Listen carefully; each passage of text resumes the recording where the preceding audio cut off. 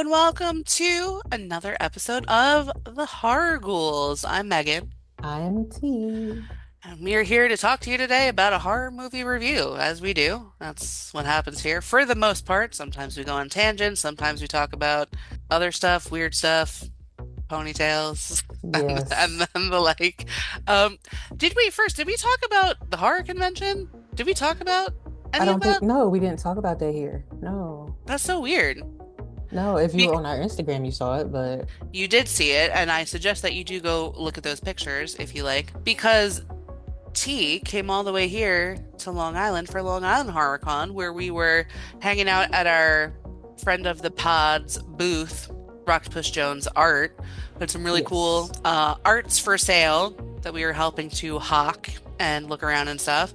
I got electrocuted by the local Ghostbusters. That was No, fun. it wasn't strong enough for her though. It wasn't strong No, enough. it was. I didn't know if we were going to get into all that, but yeah, no, their machine either was very weak or I have a very high tolerance for pain because it did absolutely nothing for me, but it was for charity. So hook me up to the Yes, car battery next time and I'll give you even more money for charity. I think actually you paid for that, right? I did. You're like, yeah, she's going to get electrocuted. I was I like, can. yeah, go ahead and electrocute her.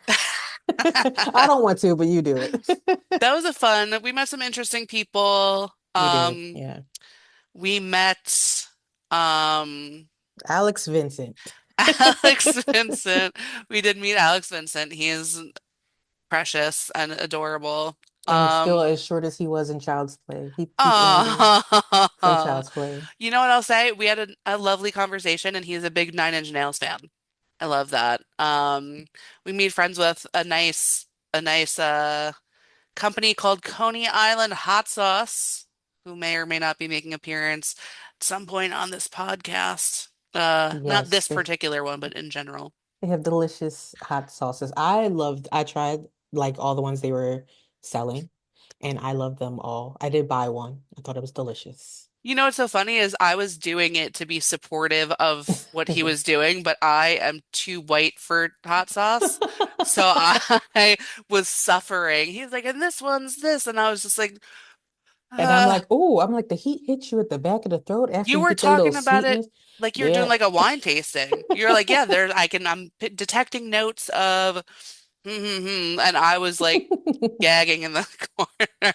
Not because it didn't taste good, but like I just said, I'm too white for Right. spicy things. But we had a fun time. We We had did. we had some fun snacks. There was a lot of fun stuff and hopefully more conventions in the future. I think I would like to venture more off of Long Island. I think New Jersey has a lot of good cons. I think PA occasionally does, but mostly Jersey, I think, Jersey, right? yeah, Jersey is the first place where all the The hot spot, cons, yeah, over here on the East Coast anyway. So, because Jersey. I've been to like, where was it? Like, not Virginia, maybe it was Virginia or something. I've been down south for one. It was like, okay. And then I was upstate New York for one. It was okay. So yeah, I mean, I think New Jersey really does have that like down, Yeah. honestly. Jersey is the hot spot for horror conventions, if for nothing else. Yes. Even though a lot of the people at the convention were from like Jersey or Long Island, outside of myself, I was shunned. I'm still not saying where I'm from, but I was shunned, okay? No, you weren't. You No, were not shunned. didn't I tell you the story about the man with the microphone? No. Oh, well, here's an exclusive for you all. So while we were at the convention, there was this man with like a cowboy hat and the microphone and the camera going around interviewing people. And we were trying to avoid this at all costs, And I right? did, because I was like, whoop, I just happened to get out of there right She before. left Yeah. me and Push Jones at the table, and the man comes over and he he puts the microphone up. He's like, I want to interview, you guys or whatever. So he says, are you from Long Island? And Push Jones, he was kind of he didn't have a voice. He was like Ariel from The Little Mermaid. Oh, that's right. I forgot Yeah. he lost his voice. And so he was kind of croaking out that he was from Long Island. The man Yes, he says to me, is. "Are you from Long Island?" I said, "No, I'm from wherever." And he goes, "Oh, I don't need to talk to you." He And did say, he did that. He continued to talk to Rockpush Jones about like areas or something and what he does because he said he has like I think he said like a closed network show where he interviews artists and stuff in Long Island, blah blah blah. And as he said, "Well, I'll catch you next time," to him because his throat was all messed up. And so as he walks by, he says, "I only interview real artists." Wow. Because Rocktopus Jones, he bless your heart, sir. He was so nice because he was always Yes. promoting us no matter what. So Yes. he was promoting, like he was like, but they have a podcast. Like she has a podcast, she has a podcast. And then when he walked by, he went, I only interview real artists. Well, all right then. So I wish you had told me this story sooner so I could have known that I this man li now lives on my shit list for I thought I forever. told you. I You forgot did all about not. it. You did not tell me that. I only interview real Because artists. you walked away conveniently, and as soon as you walked away, me and Rock over here, we were like, don't come over here. Don't come over here. And he was talking to the lady across the way, like, don't come over here. And then he sure did come over Wow. there. Yeah. Wow. That's crazy. Mm-hmm. The nerve. You didn't have to say that. You could have just kept walking. Right. There's no need. There's no need. Anyway, because we're not real artists, we're doing total schlock and nonsense over here. Right. F that guy. With your weird cowboy hat. He looked like a character from something I can't name. The hills have eyes. No, I'm just kidding. It wasn't that. No. It he did have that look though, because he had long gray hair and he had facial hair that was gray. And then he had them all black on with like Yeah. cowboy boots and a cowboy hat. He almost looked like he was dressed like was it the Jeepers Creepers guy? Yeah. Maybe that's what I was Yeah, thinking. that's what he looked like.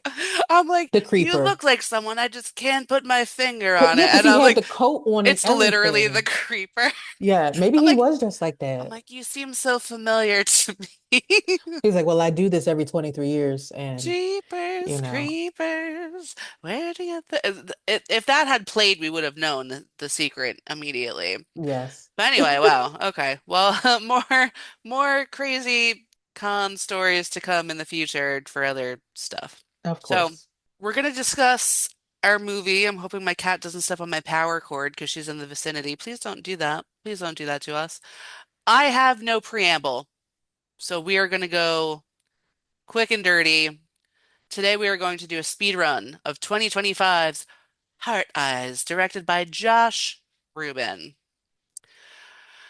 The film opens with a series of gruesome murders across different cities. I think it was like Boston and Philadelphia, maybe. yes, Um, all linked to a signature masked killer known as the Heart Eyes Killer, or HEK, who targets couples on Valentine's Day.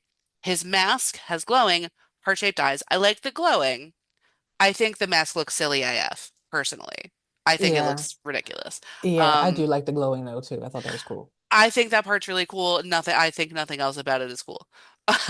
So, in our opening sequence, there's like a proposal scene, and I immediately notice kind of like the tone of the movie is a little campy. Like Yeah, immediate, like it's very apparent very early. So I'm not going to get really into the details of that part, but we do get a very fun unaliving where the photographer who's going to catch the proposal gets a machete through the camera and the eye at the same time. And I was like, ooh. So that was fun. Also, a girl got smushed to deceasedness, avoiding those trigger words. So I'm just yes. making up things as we go. And I guess it was kind of like a wine machine, Yep. like a wine grape smasher, Presser. Yep. a wine presser. Who knew? I didn't know that's what happened. I thought it was still the old-fashioned way, like I Where Love they step Lucy, on where it. they're just Yeah. like in the thing. Uh, That would be so interesting if someone had like toenail fungus and they're still working, ew, ew. and then I've they're like, always, "This wine is aged." this is, what's that weird flavor? It's just aged. Yes. It's just, that's all. She got smushed, as I mentioned, after kind of like a little bit of a classic horror movie chase, the running and the looking and the falling as Yes. it happens. Classic. Yep. Two detectives are on the case. We have Janine Shaw, who's Jordana Brewster, who has Yeah. we like her. We like her. Yeah. And also Zeke Hobbs, Devin Sawa, who we love. We love him. Um, we're then introduced to Allie. She's a fairly cynical marketing person who has recently gone viral for the wrong reason. She made like an anti-romance campaign for her company, and I guess it had been approved by her boss, but they weren't like super conscious at the time about the HEK situation, and like V-Day is right there, so perhaps poor timing for this campaign. She's also disillusioned with love after like a messy breakup, so she's kind of dealing with that. That was her fault. That was her fault. Because she's Yeah, the one who did it. I'm just putting it out there. she So dumped all the guy. this, yeah, so all this upsetness, She all this dumped him bad campaign shit is because she broke up with him. and then was stalking him nonstop on the gram and such. Hmm. So her boss forces her to kind of collaborate with this freelancer named Jay, who's very handsome, and charming, and he's very optimistic, and he's brought in to help rework the campaign into something a little more heartfelt, perhaps. So they actually first met, Allie and Jay, earlier that day at a coffee shop. Their dynamic follows the classic, like, rom-com trajectory of banter and hints of chemistry and this almost mismatch of personalities that draws them closer together. Like, you're a bitch, but I like that about you, Yeah. like that kind of And that thing. classic, let's get hurt, bump heads together. Oh no. Because that's Yeah. a trope too. It's like you Oh my have to get God. hurt, Now we both have a concussion. Isn't that cute? right? Brain damage. It's fine. So, on Valentine's Day, the same day they meet, Jay weirdly asks Allie on a date, a work date, to a fancy restaurant to work on the campaign, even though everyone is pretty much advised to stay home because HEK is on the loose in their city. Like they know that for a fact. It's So, Seattle. yes, Seattle. They wind up sharing a kiss outside the restaurant they were at anyway, and begin being stalked by Heart Eyes, even though they aren't a couple. So it seems that Heart Eyes doesn't really care. Like, are you a Well, couple? Are you not a couple? Like, if you look well, like one, then you're like, I think they care, but are you going to say why she had to kiss Jay? Because we oh, yeah, yeah, because sorry. there's a reason why, because they are not a couple. If they had a big ass blowout inside of the restaurant, which is Just how a they even got cat, outside. I know cat beans. just cat feet. Sorry, there's a Yes. cat here. Anyway, Only so pause. yeah, you're gonna have to subscribe to Only Pause if you want to see more of this content. Mm. Get off me now. No, we're not going to get off me. Okay, great. All right, well, that's happening. So, the reason for the kiss is because she runs into her ex and his new girlfriend outside the restaurant. So she grabs Jay, and that's kind of what catches Hard Eye's attention because Hard Eyes is watching and lurking, looking for more victims, right? Does anything happen to that couple? They just go in the restaurant, right? They're like, Yeah, okay, they well, go in we're the gonna restaurant. go on our You, date, blah, we blah, don't, whatever. to be quite honest, we never see them again. So, Yeah, that's why like I didn't really take too much note of them because I'm like, well, it and wasn't them. It's just the reason why they kissed each other. So and the we people never were, saw them again. They take a cab, they get to Allie's apartment, and Jay's in the car, but then he is noticing Allie's locked out, so he goes to help, and he winds up breaking the window to get into her apartment. So she's like, "Oh my God, you're bleeding, come up." She takes him to the bathroom, trying to clean up his hand, and they're just looking around at stuff, and they find that HEK is lurking in the closet and tries to unalive them. Like it's an immediate kind of thing.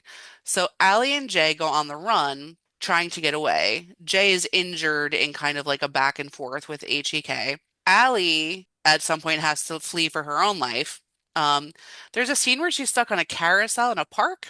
yes. I was like, okay, we're right outside her apartment at this point because they didn't run far. There's Right. a giant mansion that they were running through, or some type of abandoned castle. I don't know what that was about. And then she goes outside and there's a carnival. They were like just throwing everything in there right Yeah. then. And he's like, HEK is like on a swing, just Yeah, swinging yeah. back and forth. Just quietly, like, and it was Yep. squeaky like we want Billy's tricycle to be. Like, Yeah, so we can hear him coming. So yeah. yeah, exactly. That's why. It's a good reason. Yes. So, between these chase sequences, the film does try to build on this relationship between Allie and Jay in like a cheesy rom-com way. So there's like this infusion of like it's a horror, but it's this other thing Hmm. that's terrible also. HEK in the park is about to get Allie, but then the cops show up and he's gone. And they're like, oh, we got him. So it turns out they have Jay and think he's the suspect because they also found at the crime scene from the beginning of the movie, I believe, a ring that had, I believe, JS inscribed Hmm. in it. So those are his initials. They think he dropped his ring. He's like, I'm not married. Like, so it's not mine.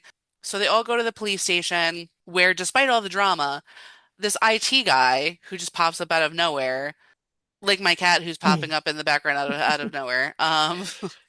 This is she's never done this before during an episode, so that's fun. But the IT guy pops up and he's like, "Hey, is there any chance I could like take you for coffee?" And she's like, "I'm kind of busy, I'm kind of Like I busy." just got killed. I almost got killed Yeah. tonight, sir. So So so no. She's like, I'm all set. Jay's like in the suspect questioning room, the interrogation room. That's what that's actually called. It just took me a minute to get there. I'm like, the suspect room. That's I don't know. The real HEK is in the building and attacks everyone in the police station. Hobbs, Devon Sawa, mortally wounded, very sad. We only got him for a short time. Shaw is definitely wounded, but unclear how bad, if I remember correctly. She yeah. was like slumped like in the hall. Allie and Jay manage to escape. They continue on the run where they come across a drive-in movie and are like, oh no, this place is flush with couples. HEK is going to have a field day. They have a big final confrontation where they actually are able to end the killer and stop the madness.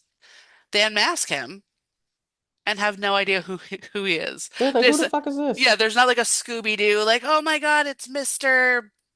Jones. Like it's no one cares. Yeah. So they're like, all right, well, anyway. So the cops and the EMTs come to take care of everyone who's like wounded, or possibly deceased. I don't know. Yeah. We didn't see too much. We just saw him going around slashing people. So Shaw has come back. We see she has made it through her attack from earlier. Her arm is in a sling though, so it looks like she did take some damage. She offers them a ride home, which Jay takes her up on because he has to catch a flight early in the morning. And he's like, Allie, do you want to just come work on this campaign at the hotel? And she's like, no, it's fine. Because she's still like, love is stupid. I don't believe in love. But also, after the night you just had, I feel like it's okay to take a break from work.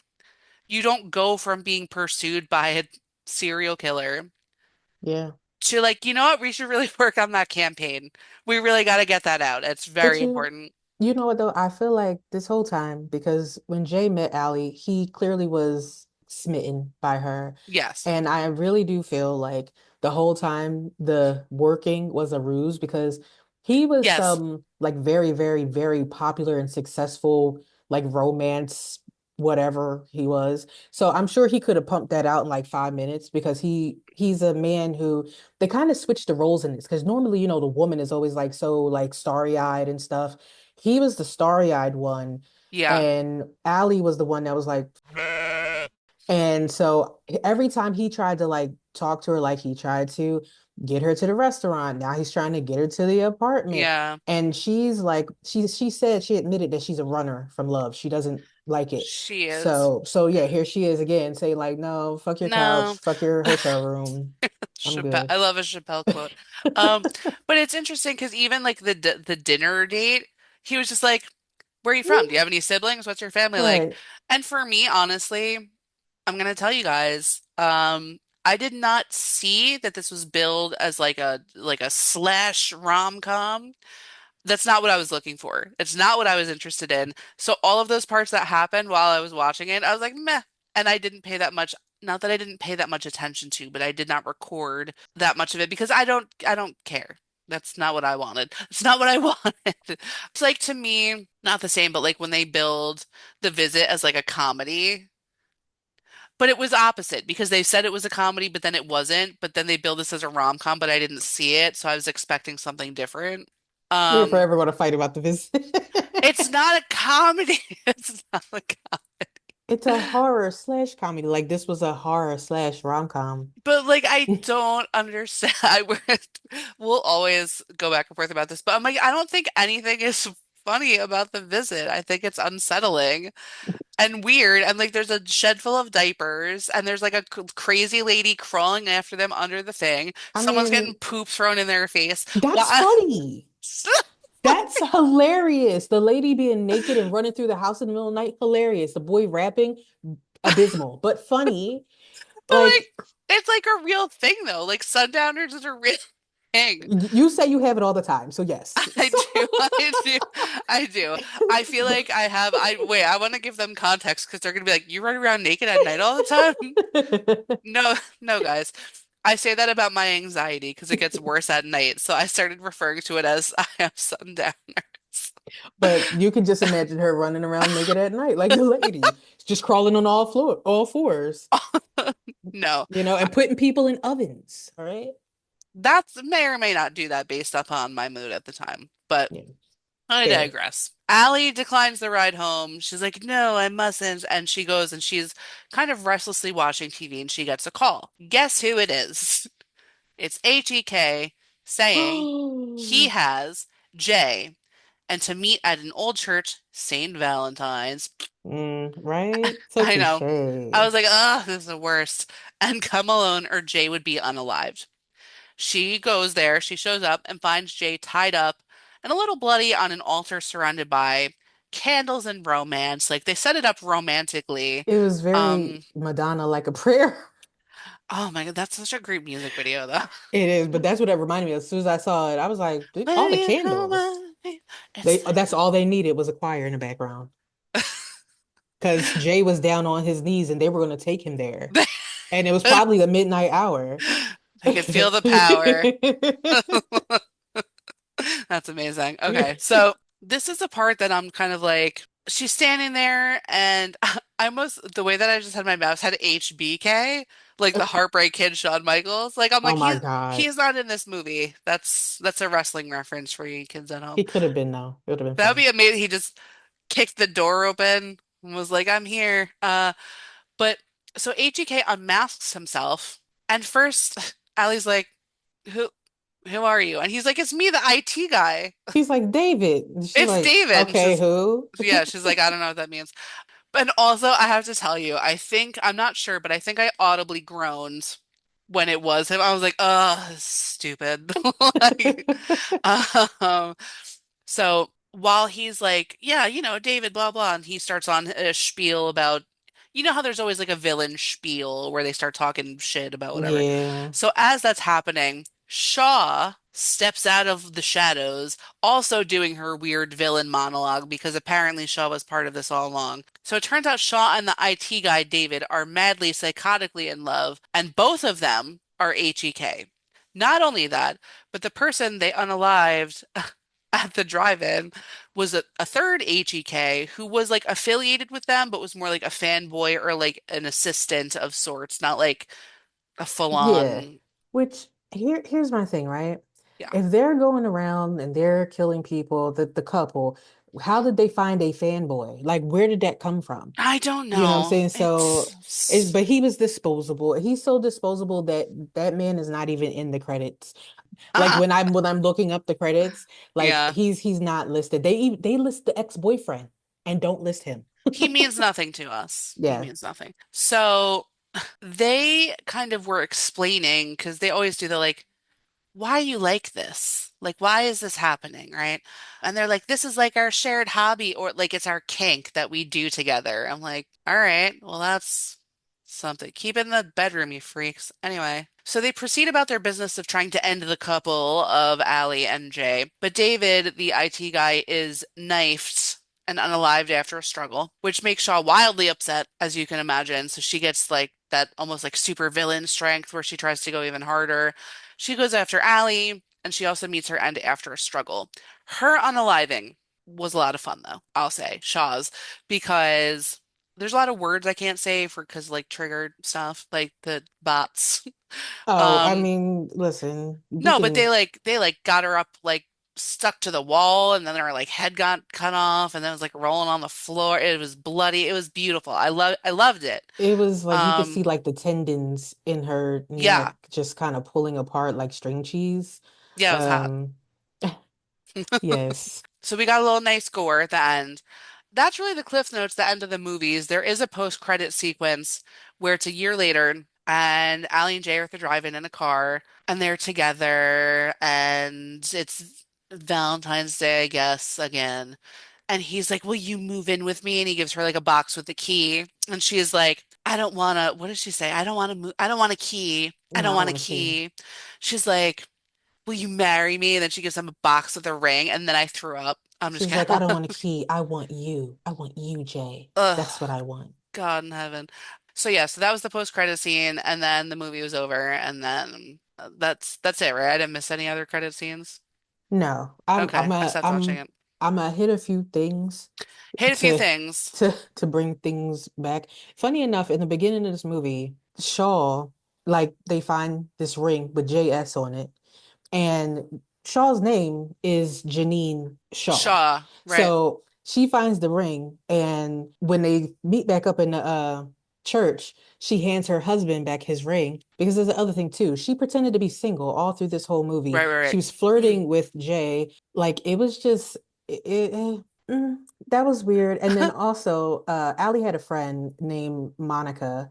It's funny because the end of the movie, the post-credit scenes mirrors the beginning. Like we said, there was like a couple and there's a photographer. Well, in this one, when Allie is proposing to Jay, they're a couple. Monica's in the background and she's filming them. She's taking pictures, but it opens up to interpretation whether there might be a sequel to this movie because the ending is ambiguous because the phone cuts off from Allie while Monica's talking to her as if something happened, and then it goes black and we have no idea what happened. So I'm gonna say, I hope there's not. they've been talking about it. Uh, They've been talking about it. So uh, yeah. Do we want to do fun facts, or we want to talk about our thoughts and feelings? I can do the fun facts. It'll be cool. Cool. So Oh, I forgot I have Starburst jelly beans here, everyone. so exciting. So let me talk to you about the budget. Oh, beautiful. It's blurry. I know it's blurry. I'm sorry. Forget Not it. not Just subs forget it. not subscribed by Starburst or whatever But their we parent could company be. is. Right? Sponsor us. So the budget for this movie, production budget was $18 million. Their domestic box office was 30.4 million. Internationally, they only made 2.5 between 2.5 and 2.7 million, with their worldwide total being Mm, 33 million. This was a financial flop. It did not do well mm, overseas. None of the international market just did not take to this movie, but a lot of horror fans in the States were very, very happy with it, or not very happy, but they appreciated it much more. mm. Now, critical and audience reception. So on Rotten Tomatoes, this got 78 to 81% fresh. Critics actually liked it. They thought it was a fun genre mashup and it was entertaining, even though it wasn't super deep or cohesive. The audience, they enjoyed the concept, the kills, the humor, but the audience complained about how messy it was because it had a very messy tone. It had a weak plot. It had like it's fun and rewatchable, some people said, but other people said this movie is like Who's rewatching this? it doesn't know what it wants to be. It's just lost in the sauce, basically. So, Ugh. fun Okay. facts. This Mm. killer was designed to be iconic. So, the Heart Eyes Killer mask was intentionally built to stand out like the ghost face mask from Scream.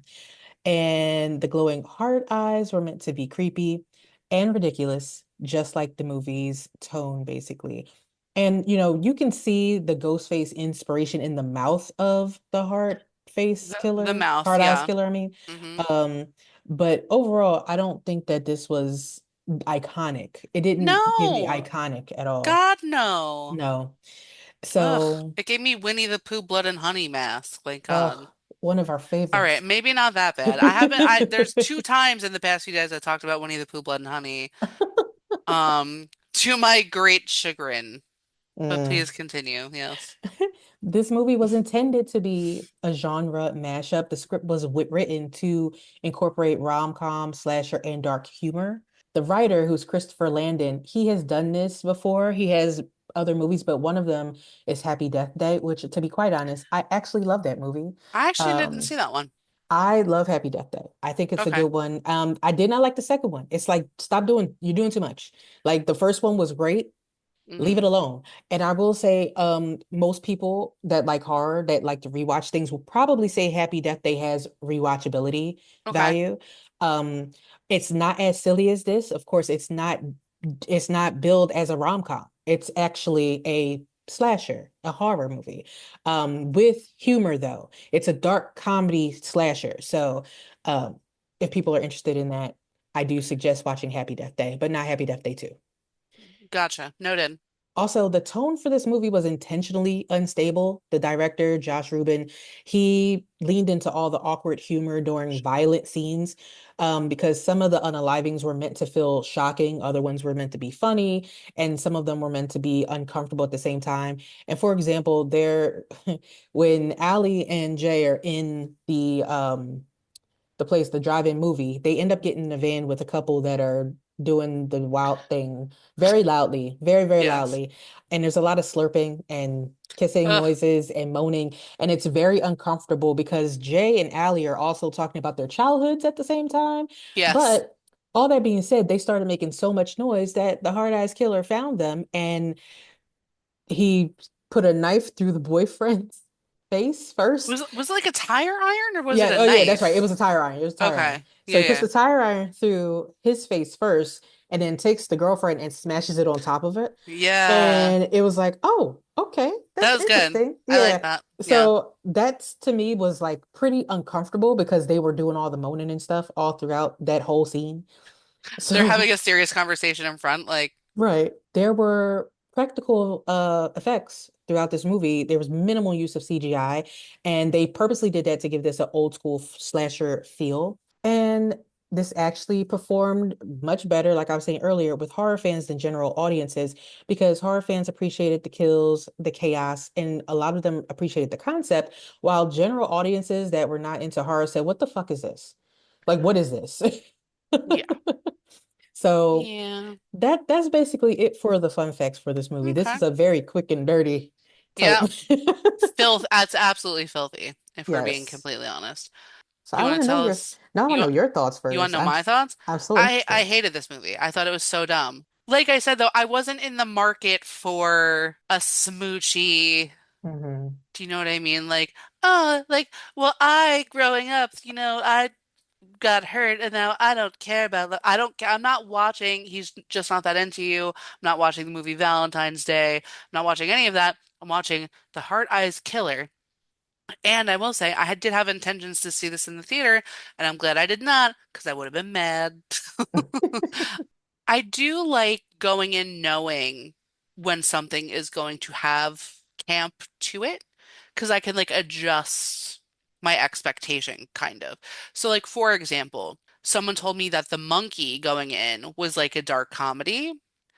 And I was like, okay. So now I can go in and kind of be like, no, it's geared in a certain direction. Like I thought this was just going to be like an out and out slasher.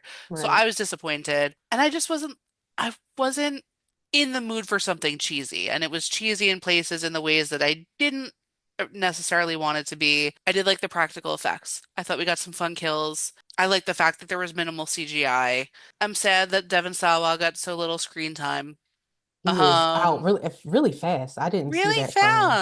I fast. didn't see Too that coming. fast. Devon Sawa. No, we need more of your beautiful face. But yeah, I just did not like this. It was kind of difficult for me to get through, like not in the way that like I wanted to just turn it off, but in the way of like I would like keep looking to see how much time is left, and I was like, ugh, really? So kind of more like that. But I feel like that kind of sums it up. Like it didn't make an enormous impression on me, so I don't have a lot of other things to say about it. Okay. So Your turn. I will say when I started the watching the movie, I immediately went to go see who the killer was, what the ending was, what the after. Mm, Because I was just like, I don't care. I want to know what's going on because the first scene had already caught me off guard because I was also expecting a right. slasher and not a rom-com. So I knew going in that there were three killers as I'm watching, and it actually helped me piece things together while I was watching Mm, stuff that you're not going to pay attention to later on. There's a scene in the very beginning when Shaw gets into that vat where the The wine grape, the wine thing, right? smusher And thingy. she picks up the scalp and she says sometimes it's people's kink. And she drops the scalp back in, She but did later say that. on they talk about they have a kink for murder. Or red rum. Sorry about so it's like you wouldn't even pick up on that had you not known what was going on. That's why this movie could have rewatchability, because if you go back and watch it after you know what's going on, you could say, "Oh, okay, I see how that worked. I see how that worked." The other thing I will say, because I'm kind of doing, I'm hitting some of these technical things. The killer never changed body sizes. However, they said No. that, one time it was David, another time it was Shaw, another time Right. it was the third guy, and it still had the same body He size doesn't the whole even get a time. name. I'm sorry. I No. just love that he like the third guy. We don't I care. don't know, Elijah or something. I don't know what his name was, but Nah, the body size never changed. And that's no. the same thing they did with Scream that kind of aggravated me at points, especially if you go to the Scream before this last one that came out. And sorry if you haven't seen that other Scream, it was shitty anyway. So, um, Six? Six? yes, the one Okay. with the father. There was like three different killers or two different killers in that one too, and the body Yeah. sizes don't change. So you're assuming it's one killer, and I understand that, in order for the movie to work, you don't want the body sizes to change, but so much. But to be quite honest, the difference between the guy who, the first guy that we don't know his name, Shaw, and David, totally different. I will Right. say Shaw and David, maybe, because they were both pretty thin. And so I could see it. But the killer throughout the whole movie was a thick, like a Snicker type guy or person. You know what I'm Right. saying? So Also, yeah, and like the outfit too. I was kind of like, I'm kind of into that look, like the body type and like the leather. yeah, Like, okay, I like it. of course. Um, and you're But like, yeah. of course you do, you sick freak. But yeah, no, I agree with you. I find that obnoxious. So Yeah, I do think that this movie was sloppy, like as far as the pacing of everything and just the yeah, actual like whatever. Even though I will say this was a fast 90 minutes for me because I didn't pay attention to the time. I was kind of playing a game on my phone at the same time while I was watching it, though. Sometimes I had to run it back just to make sure I saw what I saw. But yeah, it was very interesting. I will say. I did actually laugh out loud at some of the preposterous shit going on in this did movie. you? I Wow. did. Okay. What I laughed at the couple in the back when they got unalive, that couple that was laughing. I mean, that was doing this.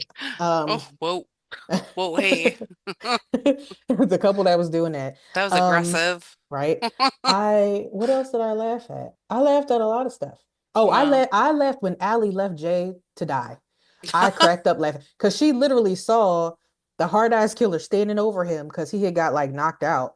And she was like, you know what? Bye. And she just leaves. And I cracked up laughing. I said, that bitch.